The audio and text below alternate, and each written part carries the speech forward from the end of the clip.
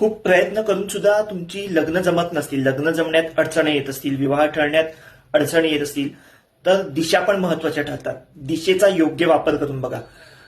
जिकडे तुमचं वास्तव्य आहे, घर जे तुमची बेडरूम आहे, तिकडे वायव्य किंवा ईशान्य या ठिकाणी तुमचं वास्तव्य म्हणजे तुम्ही झोपताय, समजा तुमचा बेड जो आहे तो वायव्य किंवा ईशान्य दिशेला ठेवून बघा, तिकडे तुमचं जास्तीत जास्त वास्तव्य ठेवा.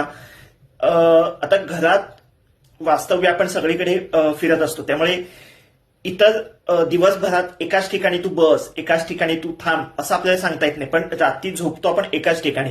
त्याच्यामुळे तुमचा जो बेड आहे तो वायव्य किंवा ईशान्य ठिकाणी ठेवून त्या ठिकाणी तुम्ही झोपू शकता. बराच फरक पडू शकतो. दक्षिण किंवा नैऋत्य दिशा टाळा. त्या दिशेला झोपणं किंवा त्या दिशेला डोकं करून झोपणं थोडंसं टाळा. या थोड्याशा लग्न ठरण्यासाठी अशुभ दिशा आहेत. त्याच्यामुळे वायव्य किंवा ईशान्य या दोन दिशा तुम्हाला लग्न ठरण्यासाठी जर काही अडचणी येत असतील तर दिशेचा खूप महत्व आहे. यात हा वापर करून बघा, हा उपयोग करून बघा, खूप छान फायदा होईल.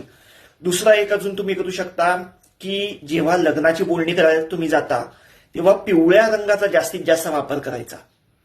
जे तुम्ही कपडे परिधान करून जाता, जर तुम्ही मुलगा असाल तर समजा झब्बा घालताय तर पिवळ्या रंगाचा झब्बा, शर्ट असेल पिवळ्या रंगाचा झब्बा, मुलगी असाल तर पिवळ्या रंगाची साडी किंवा ड्रेस परिधान करून तुम्ही जाऊ शकता लग्नाची बोलणी करण्यासाठी. किंवा समजा समोरची स्थळं तुमच्याकडे येत असतील बोलणी करण्यासाठी तर तुम्ही पिवळे कपडे परिधान करू शकता.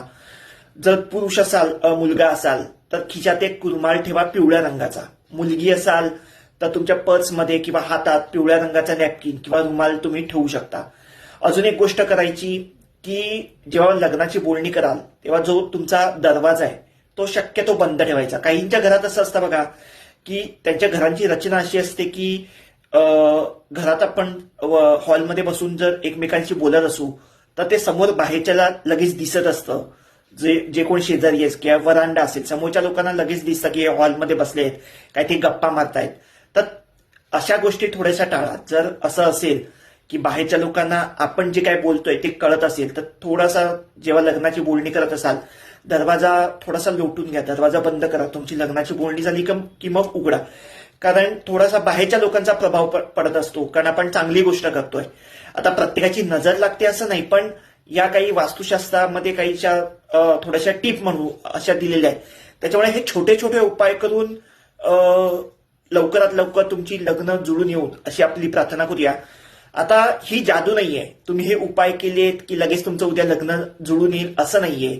तुम्हाला प्रयत्न करायचे, तेच कष्ट करावेच लागणार, त्याला पर्याय नाहीये. पण हे प्रयत्न करता करता काही वेळी अडथळे येतात की एक तर स्थळच येत नाहीयेत किंवा स्थळं आली तर नापसंती होतीये किंवा मनासारखी स्थळं येत नाहीयेत. असं जर काही अडचणी येत असतात प्रत्येक जणाला तर हे छोटे छोटे उपाय करून बघा, नक्कीच तुम्हाला फायदा होईल.